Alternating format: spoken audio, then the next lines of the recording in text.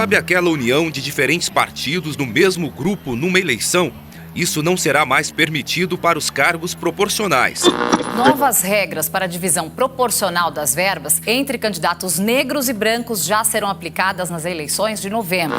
A situação fiscal já era péssima antes da pandemia.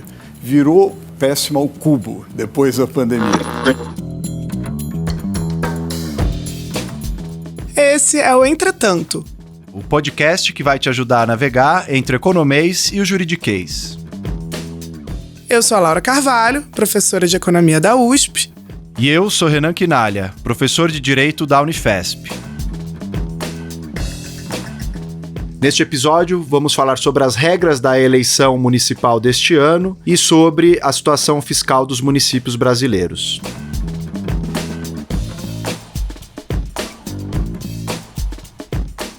Laura, nessa última semana, mais uns capítulos dessa novela do governo em relação ao Renda Cidadã. Então já tinha sido tirado de cena, Bolsonaro não queria mais ouvir falar sobre isso, mas a verdade é que retornou de novo ao debate público. O que está acontecendo com Renda Cidadã? Pois é, primeiro uma mudança de nome, né? De novo. Então era Renda Brasil, agora virou Renda Cidadã. Ou seja, a verdade é que o governo vai continuar com essa tentativa de encontrar alguma forma de financiar um programa social que ele considera importante, né? Inclusive para o seu capital político. A gente já viu que o teto de gastos e a maneira como o orçamento foi enviado não permite isso nos atuais moldes. E eu acho que esse dilema, essa armadilha, ela vai continuar. Vai se prolongar por algum tempo com diversas tentativas de manobrar o teto de gastos para não ter de rever esse teto, né, e arcar com isso, com as críticas de analistas do mercado. A gente já teve alguns episódios sobre esse tema. Eu acho que assim que a gente tiver uma nova proposta, a gente volta a esse assunto, né, uma proposta concreta, mas realmente parece que é uma sinuca aí em que o governo se encontra, que tem a ver com tanto as nossas regras fiscais vigentes, quanto com essa evidência de que o auxílio emergencial saindo, né, isso vai claramente gerar uma repercussão negativa para o governo do ponto de vista da sua popularidade. Sim, tá longe de ser uma questão só de nomenclatura, né? Tem uma questão estrutural aí por trás e que a gente ainda volta a discutir aqui no Entretanto.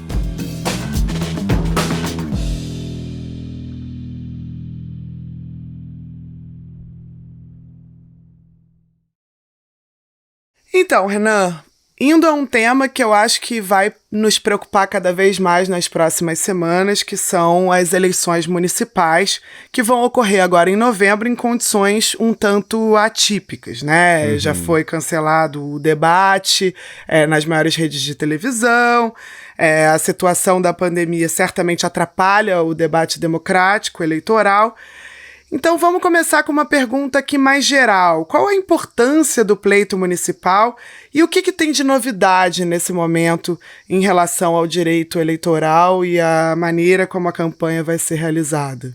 Essa eleição de 2020 é uma eleição especial por diversas razões no Brasil. A gente tem uma situação, como você disse, muito atípica. Então as eleições municipais, elas sempre foram muito importantes, né? No Brasil a gente tem esse tipo de calendário eleitoral, que em um momento a gente vai para eleições que são nacionais, né, escolher presidente da República, Congresso, os membros do Congresso Nacional, governadores, e essas eleições mais locais em que a gente escolhe prefeitos e vereadores. A democracia representativa, ela depende, que é o modelo brasileiro, ela depende muito de um sistema político, de um sistema eleitoral e partidário organizado, né? Então, a gente tem uma característica que está na Constituição do pluralismo político, que se reflete também na ideia de que você precisa ter pessoas que pensam diferente, exprimindo suas ideias, se organizando e disputando o poder. Isso se reflete num sistema também partidário que é fragmentado ou multipartidário. O Brasil tem essa característica, a gente já passou por regimes diferentes, na época da ditadura, por exemplo, era o bipartidarismo, mas a gente hoje tem um sistema que é multipartidário e que muitos autores apontam que é excessivamente fragmentado. A gente tem 33 partidos regulares registrados no TSE, que é um número bastante significativo, mais de 70 pedidos de novos partidos tramitando, e não pode haver uma proibição de criação de partido, porque seria antidemocrático, mas fato é que isso torna muito difícil a questão de você ter uma governabilidade mais consistente, e isso dá algumas características específicas para o sistema político brasileiro. Só que além das questões estruturais, né, que a gente já tem há algum tempo, como esse multipartidarismo fragmentado, essa eleição de 2020 ela vem num contexto de um crescimento também do sentimento antipolítica que a gente tem visto, né, o crescimento de discursos antidemocráticos, proliferação de fake news, de notícias falsas e etc. E, além disso, novas regras sobre as eleições, além de uma pandemia que acabou atrasando o calendário eleitoral, que foi agora o primeiro turno para o dia 15 de novembro. Então, a verdade é que a gente tem alguns desafios colocados, porque no direito eleitoral brasileiro a gente tem um casuísmo muito grande, que vem desde o primeiro código lá de 1932, durante o governo Vargas ainda. Porque os próprios representantes são quem votam as regras das próximas eleições e sempre há uma tendência corporativista de autofavorecimento, de fazer mini reformas sucessivas que acabam privilegiando quem já está no próprio Congresso, no próprio sistema político.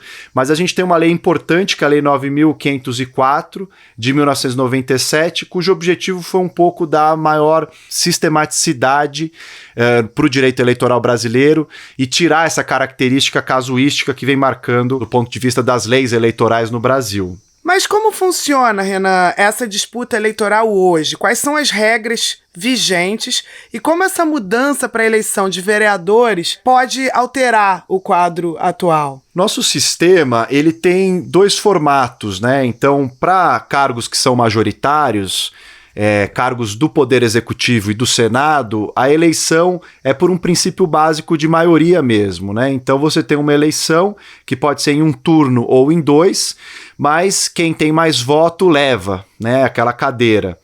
Agora, a questão principal que está posta é do ponto de vista dos cargos que são eleitos por regra de proporcionalidade.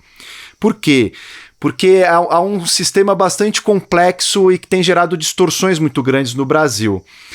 O nosso sistema, ele tem essa ideia de que você tem um conjunto de vagas a serem preenchidas e você tem a inscrição de ou candidatos de partido do seu próprio partido ou de coligações que são formadas entre os partidos para terem maiores chances eleitorais.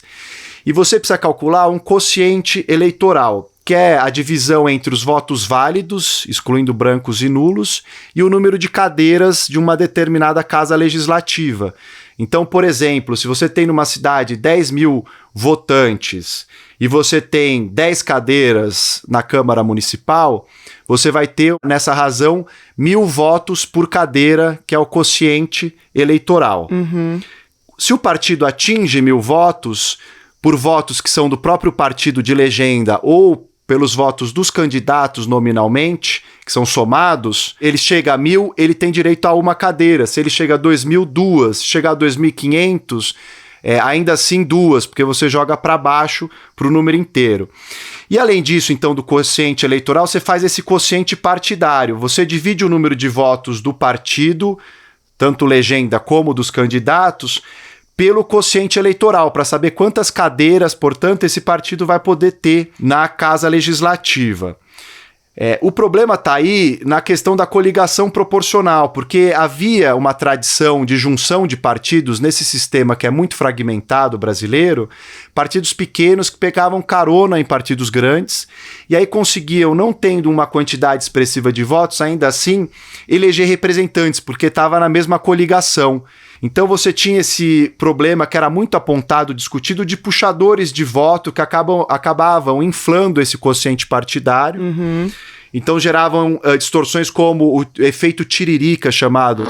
Estou aqui para pedir o seu voto, pois que eu quero ser deputado federal, para ajudar os mais necessitados, inclusive a minha família. Se elegeu deputado com muitos votos por ser um artista, uma figura pública, que é com uma posição bastante satírica ali nas eleições e tal, às vezes até de mau gosto, mas que acabou, por ser conhecido do grande público, levando mais 5 deputados com votos inferiores. Então, em 2017, houve uma reforma eleitoral que vai valer agora para 2020, acabando com coligações proporcionais, ou seja, para vereadores não é mais possível haver coligações. Os partidos vão ter os seus candidatos e o quociente partidário vai valer só para esses candidatos na hora do cálculo das vagas. E além disso, se colocou uma regra também que todos os candidatos precisam ter no mínimo 10% nominal de votação do quociente eleitoral. Então, se o quociente eleitoral, naquele exemplo, é de 1.000 votos, o candidato, para entrar, mesmo que ele esteja numa chapa muito bem votada, ele precisa ter no mínimo 100 votos, que é 10% desse quociente eleitoral.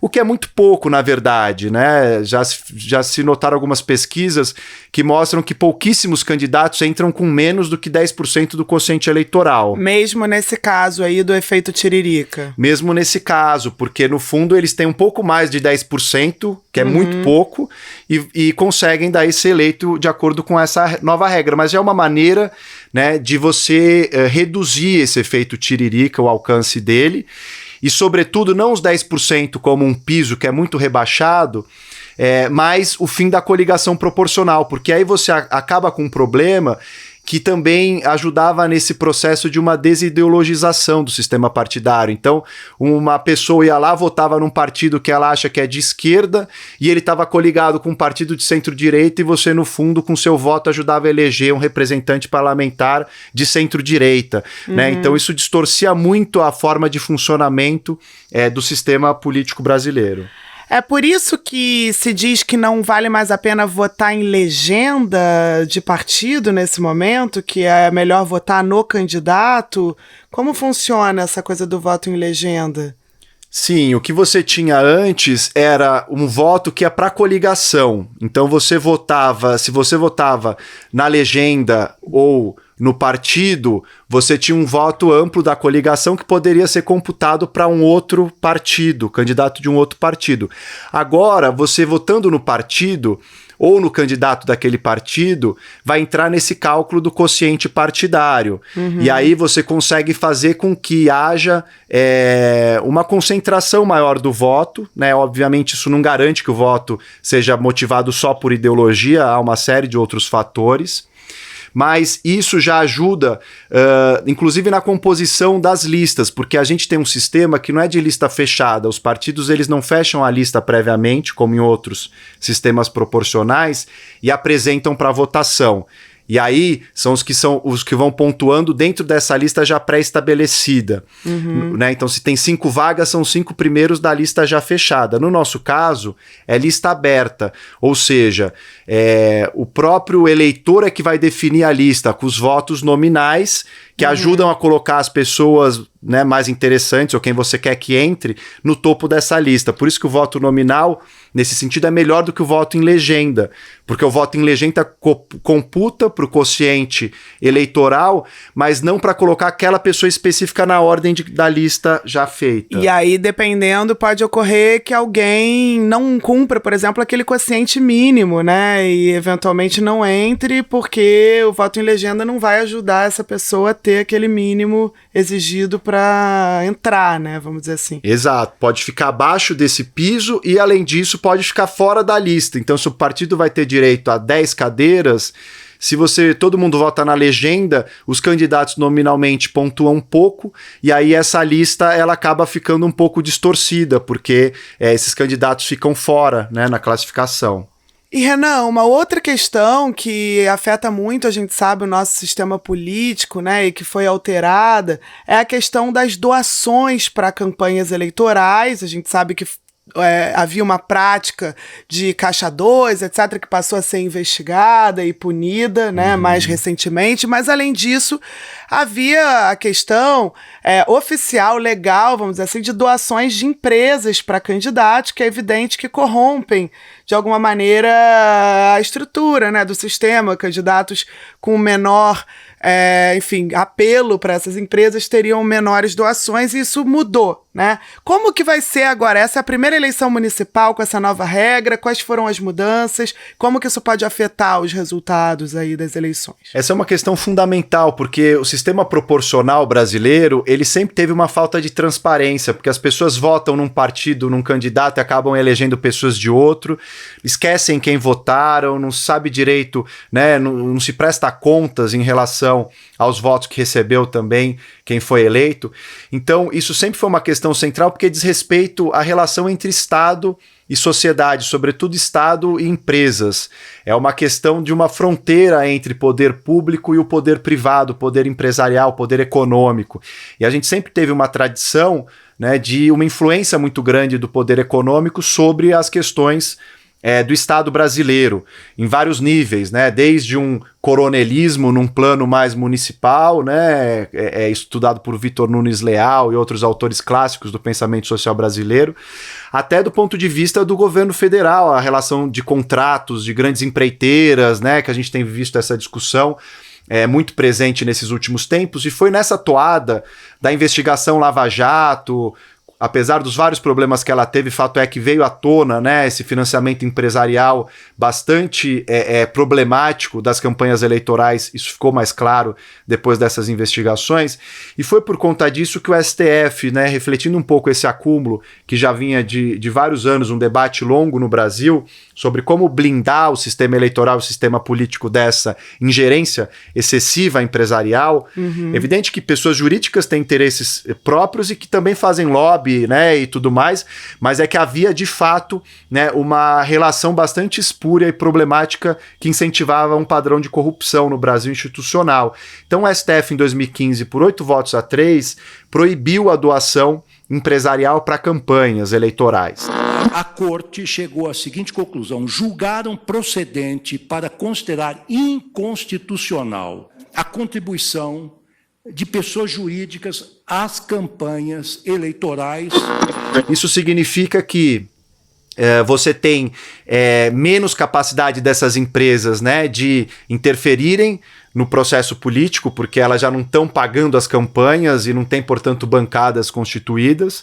Só que permanece ainda possível a doação por pessoas físicas de um valor de até 10% do rendimento do ano anterior.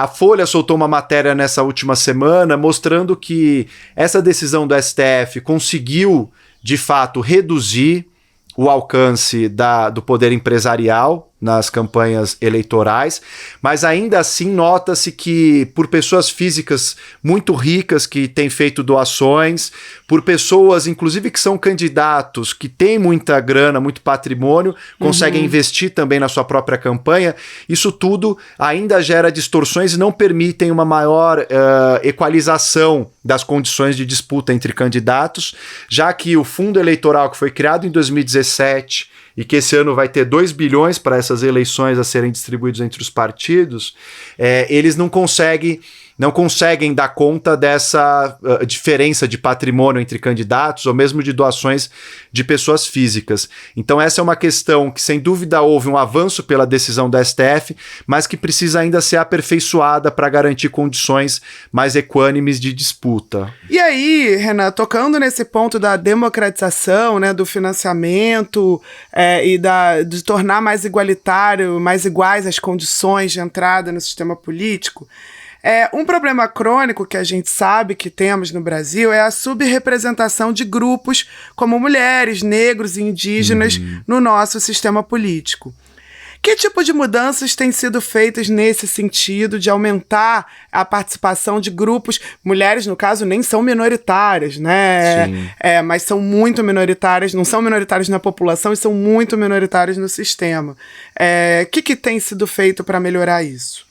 São grupos que, na verdade, como você disse, não são minoritários do ponto de vista numérico na população brasileira, na verdade são a maioria, né? Se a gente falar de mulheres, de pessoas negras, mas que na política estão subrepresentados. Então, se a gente pega a legislatura atual, de 513 deputados, só há 77 mulheres, ou seja, 15%. Um crescimento em relação à legislatura anterior, de 5%, mas mesmo assim muito abaixo do que seria esperado de um ponto de vista do reflexo, né, da sociedade brasileira, da diversidade da sociedade brasileira naquele espaço de poder. Em relação às pessoas negras, são só 125 nessa legislatura, que dá 24%, portanto também abaixo a mais de 50% que é a população negra do ponto de vista da composição da sociedade brasileira.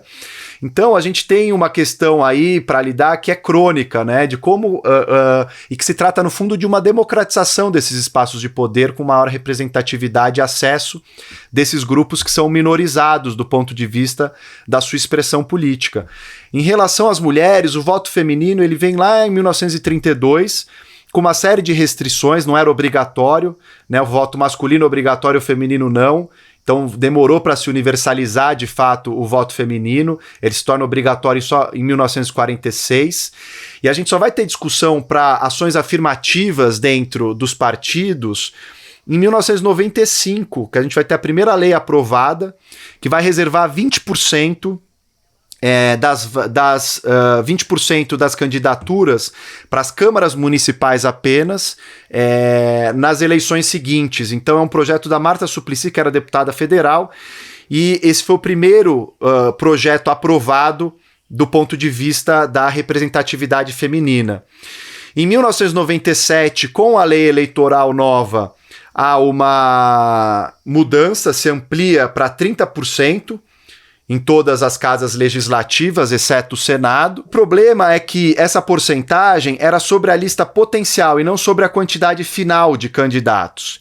E os partidos aumentaram o número de vagas que eles lançavam, porque esse número tem um limite na legislação que foi sendo gradativamente aumentado, então eles aumentavam e conseguiam lançar mais homens sem precisar lançar mulheres na mesma proporção, ainda que de 30%. Então, a legislação ela estimulava essa reserva, mas não o preenchimento. Boa parte dessas vagas acabavam vazias mesmo. Só em 2009 que se entendeu que era preciso preenchimento dessas vagas.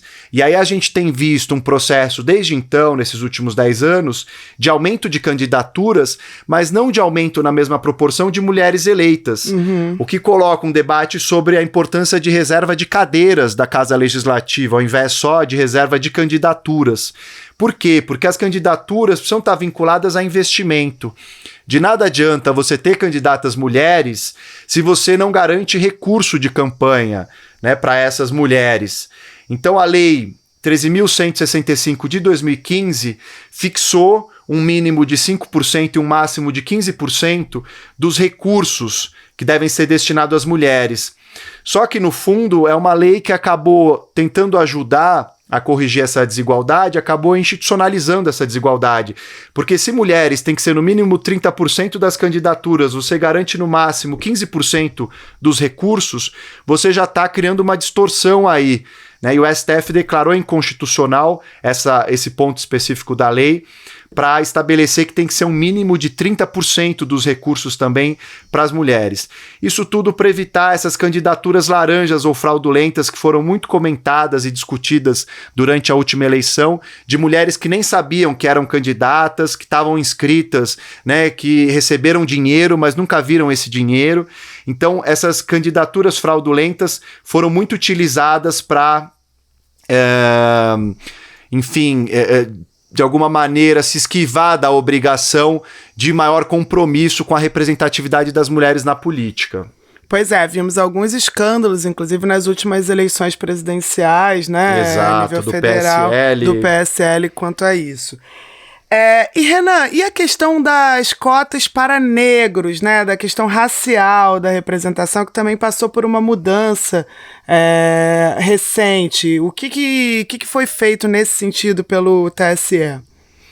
Sim, a gente teve uma decisão importante, né, do TSE, a partir de um pedido que foi formulado pela deputada Benedita da Silva, do PT do Rio de Janeiro, que também buscava estender a lógica já das mulheres para as pessoas negras do ponto de vista eleitoral, ou seja, uma ação afirmativa para garantir uma maior representatividade desse grupo.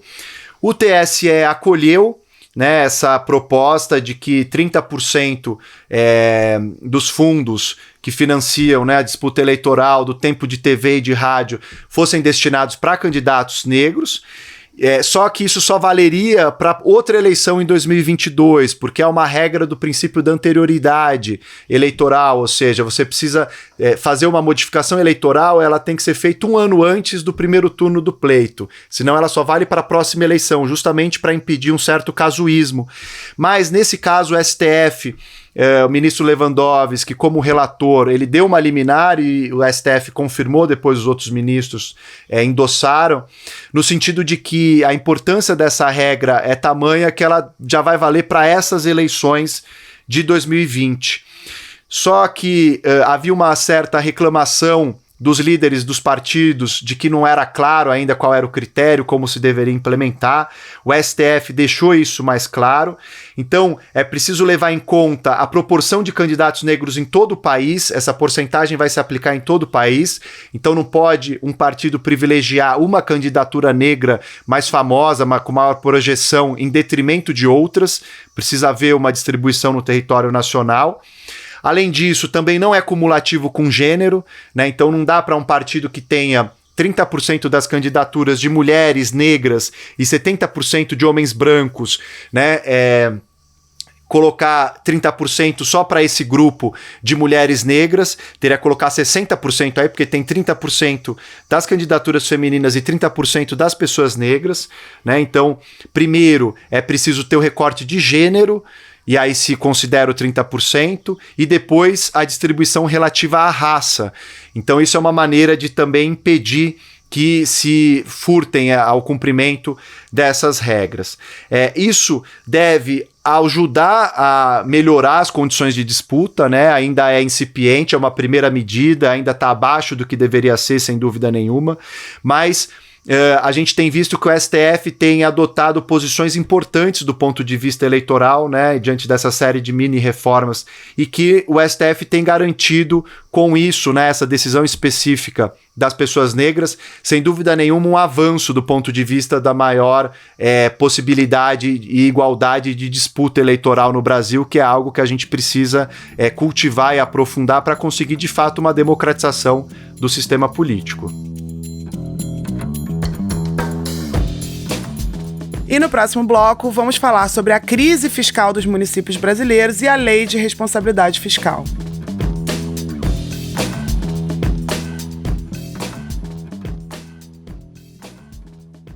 Laura, ainda nesse tema das eleições municipais, ao que parece não vai ser fácil a vida dos novos prefeitos eleitos.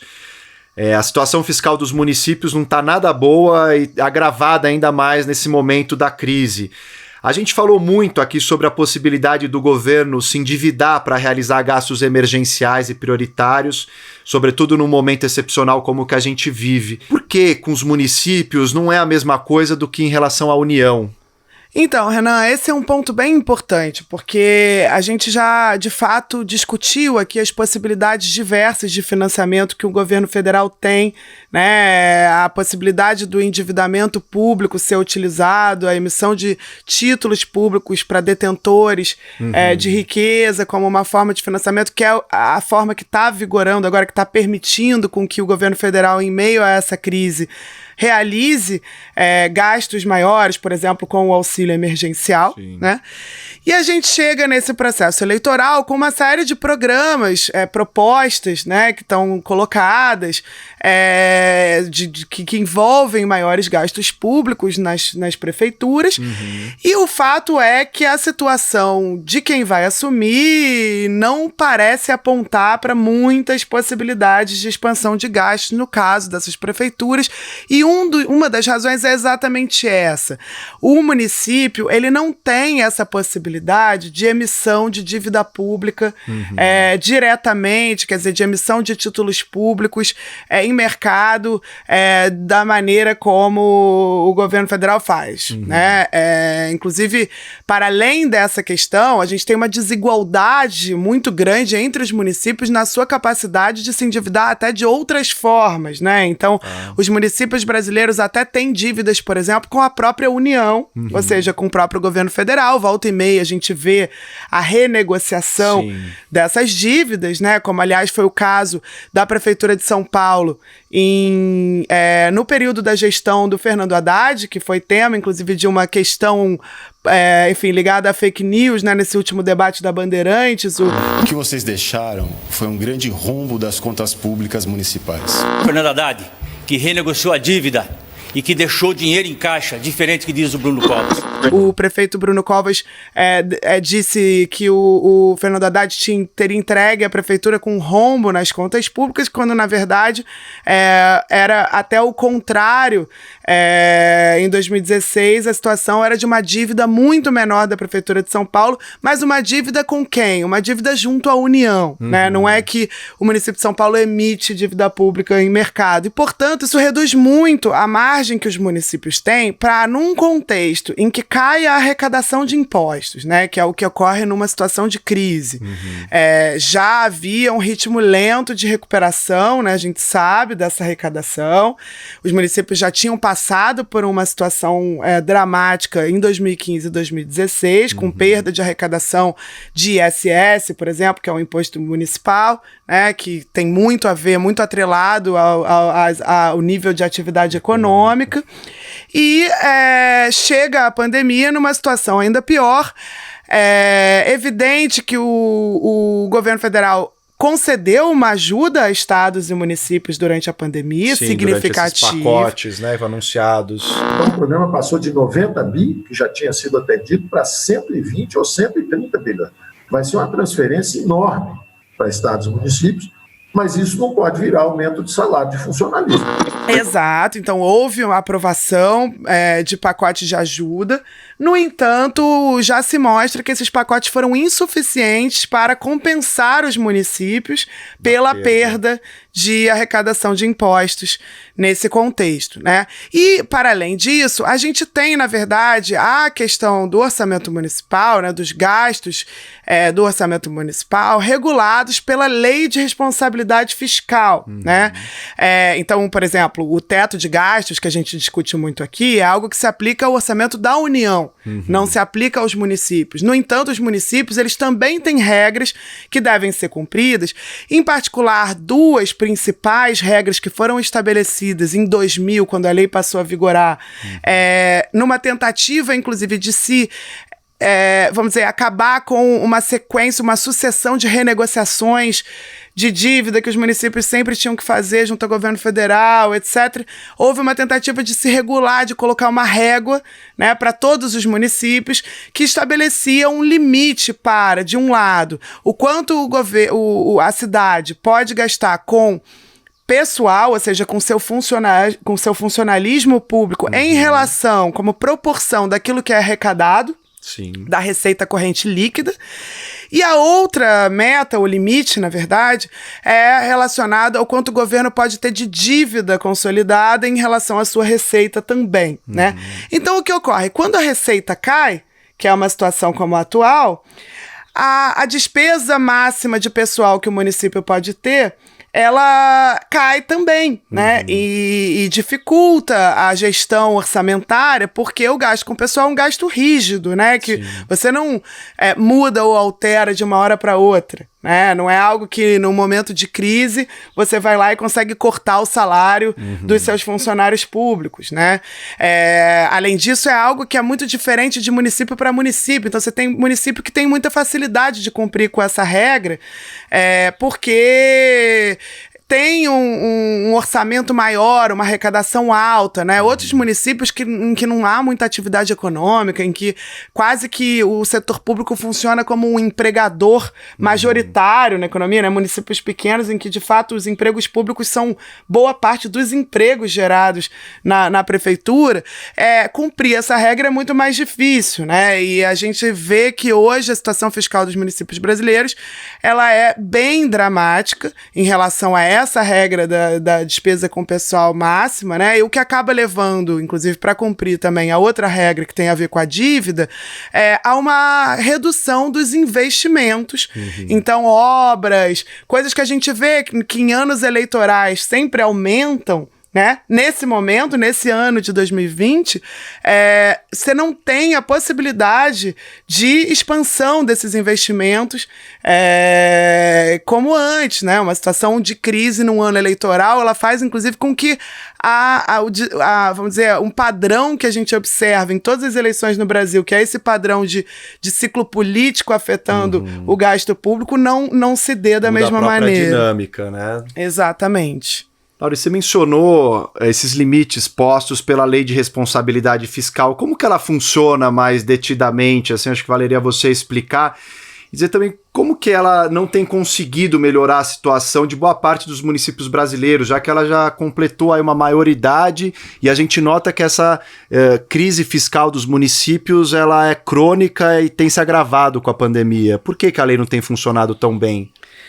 Pois é, Renan. Então, na verdade, um dos motivos, né, que já se identificou lá em meados dos anos 2000, assim que a lei, alguns anos depois da implementação da lei, na verdade, esse fato de que ela trata todos os municípios de maneira igual, né? Ela não estabelece nenhum tipo de métrica para lidar com os desiguais de maneira desigual. Não tem uma calibração dessa desigualdade. Exatamente. Então, você tem uma meta única, né? Alguns municípios têm muita facilidade de cumprir, outros municípios não têm. Isso acabou levando a uma situação, inclusive, em que os municípios que tinham facilidade de cumprir a meta, por exemplo, relativa ao gasto máximo com o pessoal em relação à receita, acabaram, ao invés de reduzindo o seu gasto com o pessoal, abrindo espaço para outras coisas, perseguindo aquele limite, né? Então, se observou depois da implementação da lei uma coisa que não era o objetivo, que é basicamente uma convergência de todo mundo para aquele limite. Então, mesmo quem gastava menos de 60% da sua receita com funcionalismo público, foi ampliando o seu gasto para chegar, porque isso deu quase que um alvo, se tornou uma espécie de alvo, né? Enquanto que os municípios que gastavam mais tiveram enorme dificuldade para chegar também nesse patamar máximo, né? Então, tem um problema de heterogeneidade que não é contemplada na lei, e a gente sabe que no Brasil as desigualdades regionais são muito profundas, a gente tem um número enorme de municípios com muitas diferenças em relação à sua capacidade de arrecadação, e, de fato, a Lei de Responsabilidade Fiscal ela não contempla isso. Então, para alguns é fácil demais, vamos dizer assim, e para outros é difícil ao ponto de sucatear mesmo o serviço público, a capacidade de investimento, etc, etc. Além disso, a lei, de fato, ela tem esse caráter procíclico, né? Então, quando a receita cai, fica mais difícil cumprir a regra, e quando a receita sobe, fica mais fácil, né? Então, isso é um problema que também vale para a meta de resultado primário do governo federal, né? Mas que está presente nesses parâmetros aí criados pela LRF, pela Lei de Responsabilidade Fiscal.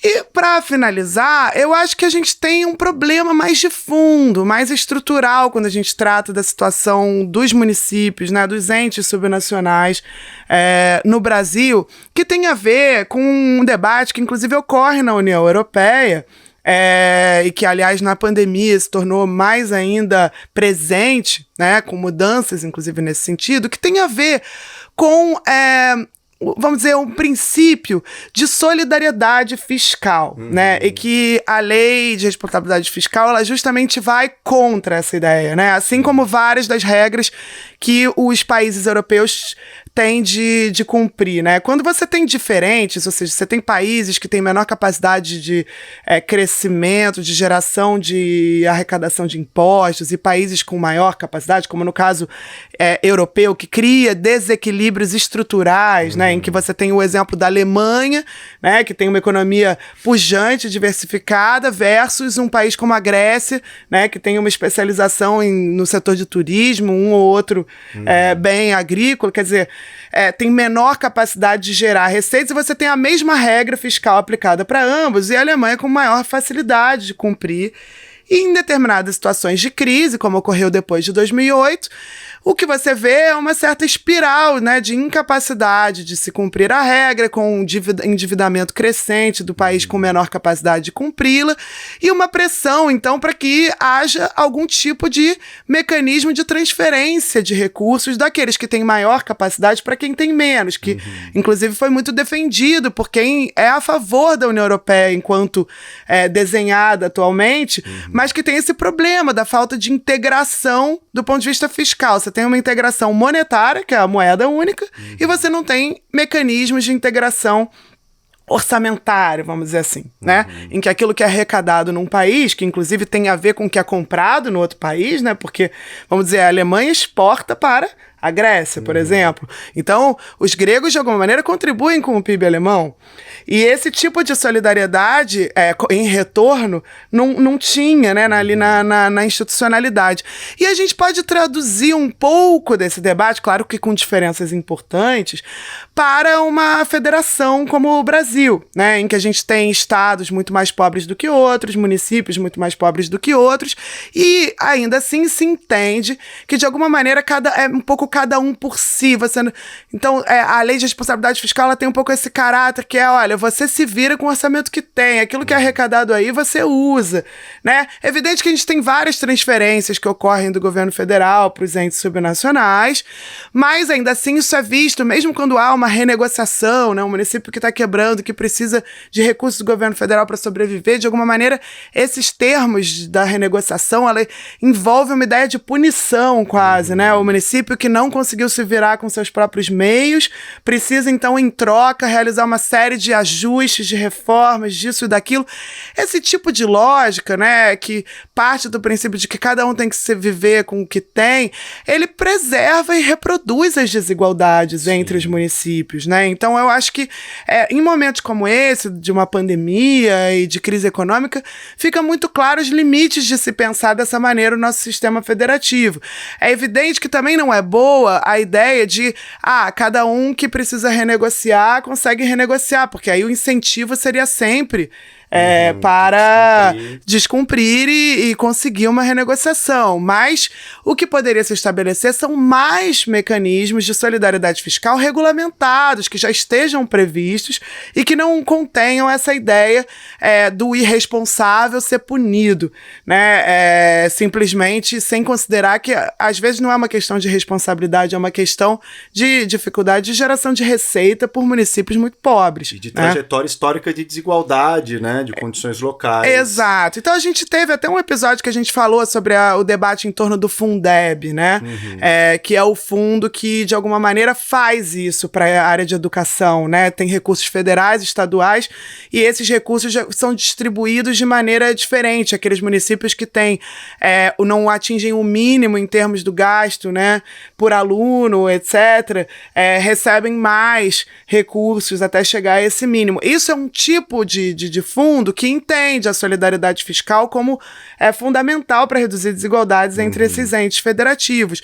Mas isso é evidente que também deveria ocorrer em outras áreas e de maneira mais planejada, né, e mais transparente. A lei de responsabilidade fiscal, ela sem dúvida trouxe avanços em termos de transparência orçamentária. Os municípios, por terem de cumprir as regras, são obrigados a divulgar o seu orçamento. A gente sabe muito melhor hoje qual é a situação fiscal dos municípios brasileiros por conta dessas regras que têm de ser cumpridas. Antes era realmente o caos, né? Por outro lado, a lei ela tem esse caráter, inclusive tratando igual estados e municípios. A situação de estados é muito diferente da situação de municípios, quer dizer, há muita margem para a gente aperfeiçoar esses sistemas, até para não gerar uma situação que está ocorrendo agora, que no meio de uma crise, né, a gente tendo cortes de investimento, né, coisas que poderiam estar ajudando a nossa recuperação. E essa lógica, né, esse princípio de solidariedade fiscal que você fala e examina em relação à União Europeia, que é um bloco de integração regional, se faz sentido para esse tipo de situação, que é a conjunção de diversos países, faz muito mais do ponto de vista de uma federação, em que há um laço muito mais estreito, né, entre os entes subnacionais e formam o mesmo país, inclusive, né? Pois é, e na União Europeia o que a gente viu nessa pandemia já foi uma mudança em relação a isso, né? Havia sempre uma resistência muito grande de países como a Alemanha, por exemplo, a dar algum tipo de recompensa, era considerado uma recompensa para quem foi irresponsável, né, no sul europeu. E o Banco Central Europeu, durante a pandemia, criou mecanismos muito importantes de emissão de dívida para que os países periféricos conseguissem também financiar seus gastos. Então, até lá, isso já está avançando mais do que no caso, como você disse, que é de uma única nação, né? E em que ainda estamos considerando a cada ajuda que o governo federal oferece aos municípios, que é algo excepcional, ou que é algo que deveria ser objeto de uma punição por anos depois disso. Quer dizer, não estabelecendo como um princípio, né, que a gente tem um país único, etc., que não é assim, que cada estado, que o estado mais rico arrecada mais e simplesmente tem direito a mais, né? Não é assim que funciona, inclusive porque também, né, a atividade econômica de uma cidade como São Paulo depende muito do crescimento econômico de cidades do Nordeste do país, né? O fato de você ser o mais rico tem a ver com o que está sendo consumido no país inteiro, né? Isso eu acho que falta ainda para a gente discutir e vai impactar muito, sem dúvida, na capacidade dos prefeitos de agirem e implementarem suas propostas nesses próximos anos. A gente tem, inclusive, um índice aí que quem quiser procurar, da Firjan, que olha para a situação fiscal dos municípios brasileiros e mostra a situação dramática mesmo de uma grande maioria dos municípios considerados em situação crítica hoje para financiar os seus gastos e seus gastos prioritários num momento como esse.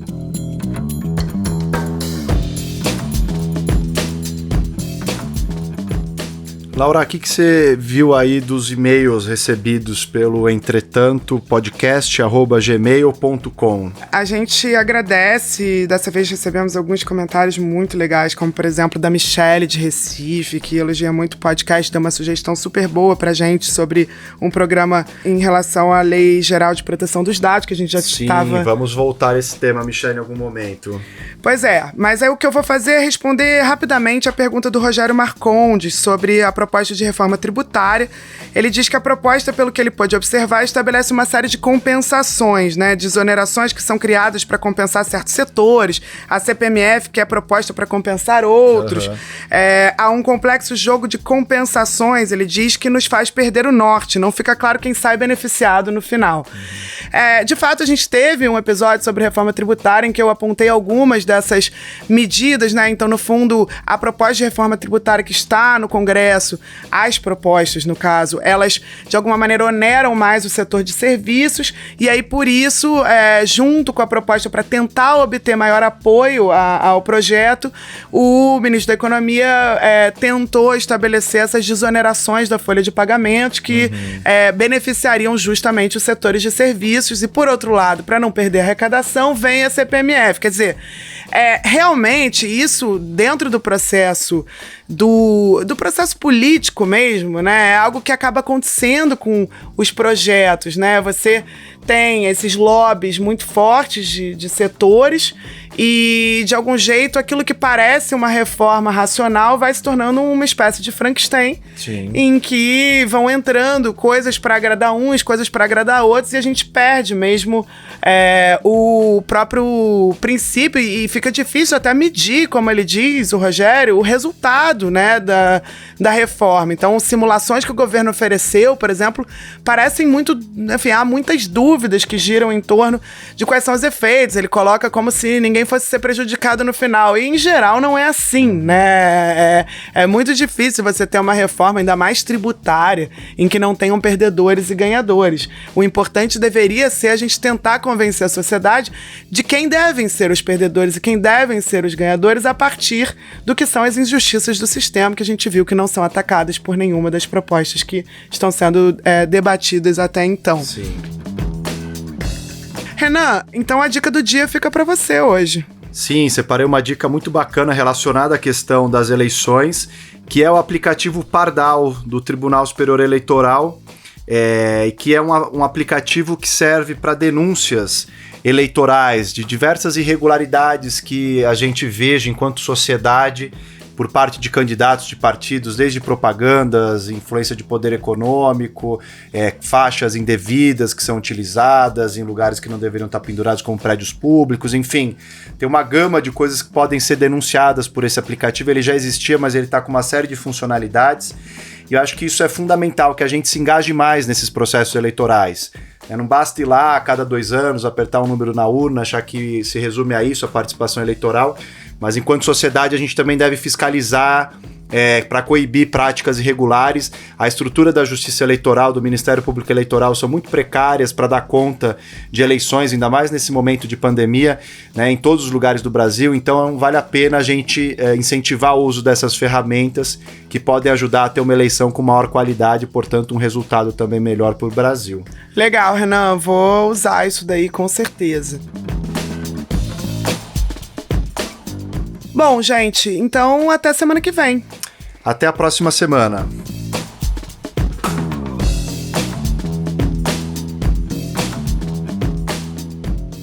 O Entretanto é uma produção da Mira Filmes, com direção do Bruno Orovics, edição da Júlia Leite e do Bruno Orovics e produção do Gustavo Rosa de Moura e da Marina Persson. Para falar com a gente, mande um e-mail para entretantopodcast@gmail.com ou use a hashtag Entretanto nas redes sociais.